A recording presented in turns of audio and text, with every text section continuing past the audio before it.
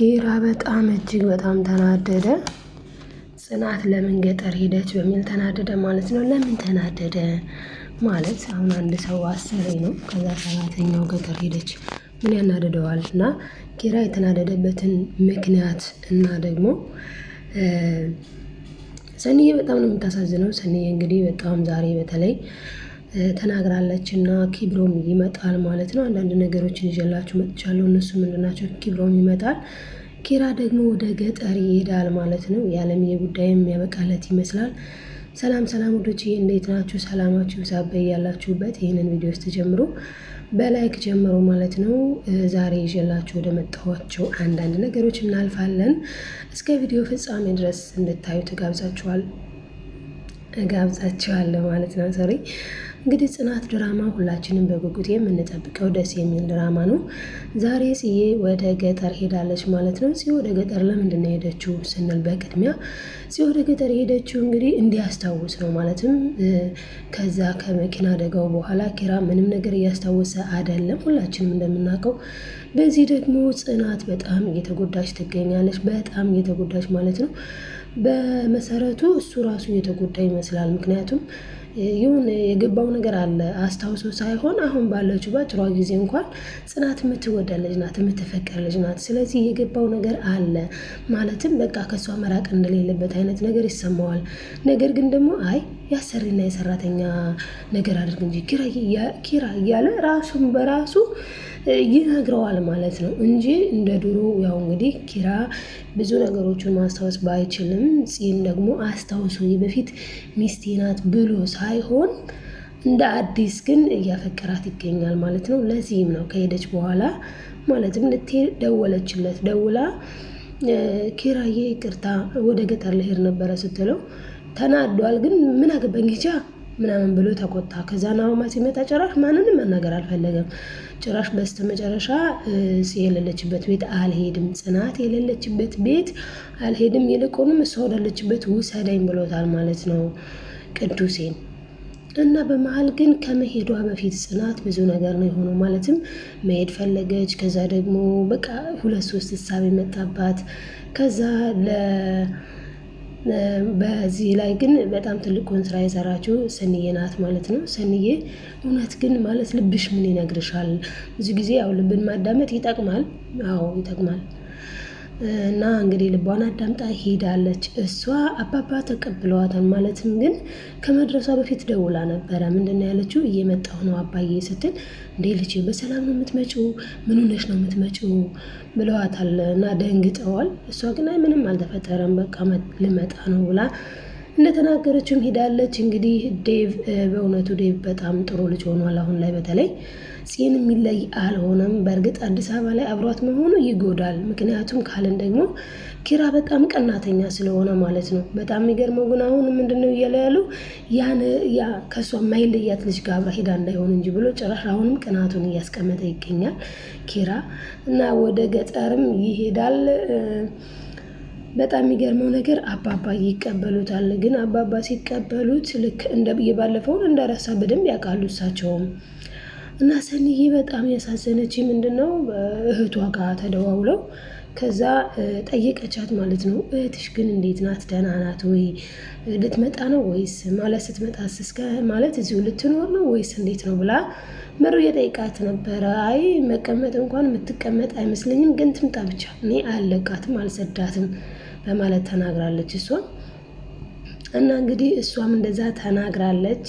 ጽዬም ያው ወደ ገጠሯ ከመሄዷ በፊት ኒና ሄዳ ነበር እንደምታስታውሱት። ኪራና ያቺ የገጨችው ልጅ ምግብ ቤት አልሄዱም፣ እዛ ተከትላ ሄዳ ነበረ። እዛ ያመጣችውን አንዳንድ ወሬ ነገረቻቸው።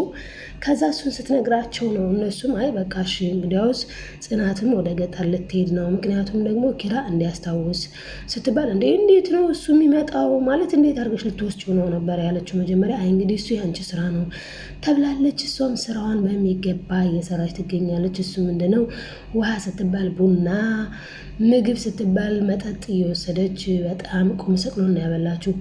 በዛም ነው ምግብ ስሪ ተብላ 6 ሰዓት ላይ አመጣለሁ እያለች 7 ተኩል ሆነ ማለት ነው። ከዛ ጭራሽ ራሷን በደግ አድርጋ እየበላች ነው ማድረስ እና እሷ ነገሮችን እያስተካከለች ነበረ። እና በመሀል ደግሞ አሁንም ሰኒዬ ትልቅ ስራ ሰርታለች። እሱም ምንድነው እሱን የገጨችው ማለትም ኪራን የገጨችውን ልጅ አግኝታታለች። ከዛ ነግራታለች። ምንድነው ያለቻት?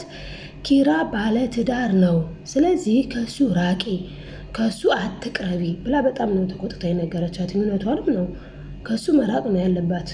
ምክንያቱም እሱ ባለ ትዳር ነው፣ ሚስቱ ደግሞ ጽናት ናት ብላ ካስከበል። ለምን ከዚህ በፊት አልነገራችሁኝም? የዚህ ቤት ሴቶች እኮ እኔን ስመጣ የሆነ በጥሩ አይን አታዩኝም፣ ጥሩ ነገር አትሰጡኝም እንጂ እኔ እኮ የእናንተን እርዳታ ሳልፈልግ ቀርቼ ይመስልሻል? ትላታለች ማለት ነው ሰኒ። እንግዲህ ይህን ነገር ደግሞ የተበላሸው በመጀመሪያው ነው። በመጀመሪያ ምን ሆነ መሰላችሁ? ያው እንደምናስታውሰው ሁላችንም በመጀመሪያ ኒና ናት ያችን ሴት ስታይ በቃ ንግስት አደረገቻት። ወይኔ ኑማ እዩ፣ ሞናሊዛ ወረደች፣ ሞናሊዛ መጣች፣ ኑማ እዩ ብላ እሷ ከፍ ባታደርጋት ኖሮ ኖርማል ነው በቃ። እና ከፍ ስላለች የሆነ የተሰማት ስሜት አለ ማለት ነው። እና አሁን ግን እውነታው ሲነገራት አልደነገጠችም፣ ምንም አላለችም። ስለዚህ ይመስለኛል ማለት የራሴ እኮ ህይወት አለኝ፣ የራሴ እኮ ህይወት አለኝ፣ እኔ እኮ አንተን ለመርዳት ነው፣ እኔ እኮ አንተን ለማገዝ ነው ትላለች ማለት ነው። ንግግሬን እንደሷ ላድርግላችሁ ብዬ ነው። እና ላይክ እያደረጋችሁ ጋይስ። እና ሌላው የተፈጠረው ነገር ደግሞ እዚህ ጋር ጽዬ እንግዲህ አባቷ ድሮ የሆነ ሰውዬ ሊያገባት እንደነበረ እናውቃለን አይደል? የሆነ ሰውዬ ሊያገባት፣ ከዛ ልጄን ለልጅ ተባብለው፣ ከዛ አባባ አዲስ አበባ ሄደው ሲያዩ ልጁ ሌላ ውስጥ ናት። ማለትም ጽናት ኪራን አፍቅራ አዩት ማለት ነው። ከዛ ተመልሰው በቃ አይሆንም ሲሉ ጊዜ ክፈሉ ተብለው በሬ ከፍለዋልኝ። በሬያቸውን ሰጥተዋል። ያ በሬ የተሰጠው ሰውዬ ደግሞ ጽናት መጥታ እዛ ክፍለ ሀገር መጥታ ጽናት ገጠር ቆይታ እንደሄደች ሲሰማ በጣም ይናደዳል። በጣም ይናደድና ምን ያደርጋንኝ ሄዶ አባባን ልጅ እዚህ መጥታ ህግ ያፈረሰች የሀገራችን ህግ የሻረች ልጅና ልጅ የሚለውን የሻረች መጥታ እዚህ ጊዜ ሳልፋ ስትሄድ አንተ ዝም አልከት እንዴ? ምን ይበላት አባቷ አይደል? ልጅ እኮ ናት። እና በዛ ምክንያት ሰውየው ጋር ተጣልተው ነበረ። እኔ አሁን ፍራቻ ይዛ እንደውም ቁማ ጽዬ ስታወራና በስልክ ምናምን እነዛ እንዳይጠልፈዋት ነው ትልቁ ስጋቻ እዚህ ጋር። እነዛ ከጠልፏት ደግሞ ሌላ ታሪክ ነው። እና እንደውም እንኳን ዘንቦብሽ እንደውም ጤዛነሽ ኪራ ተቃጥሎ ሞተ በሉ። ገና ለገና ወንድሟ ማለትም የአብሮ አደጓ ወንድሟ ዴቭ ጋር እንኳን ሲያያት እንዴት እንደሚቃጠል የምናውቀው ነገር ነው። አሁን እሱም እንግዲህ በተራው ያቺ ሴት ማለትም የገጨችዋ ሴት ጋር አቃጥሏት ነበረ። አሁን የእሱም ተራ እየደረሰ ነው። እኔ በጣም ነው የሚያስቁኝ እነዚህ ልጆች ነገር።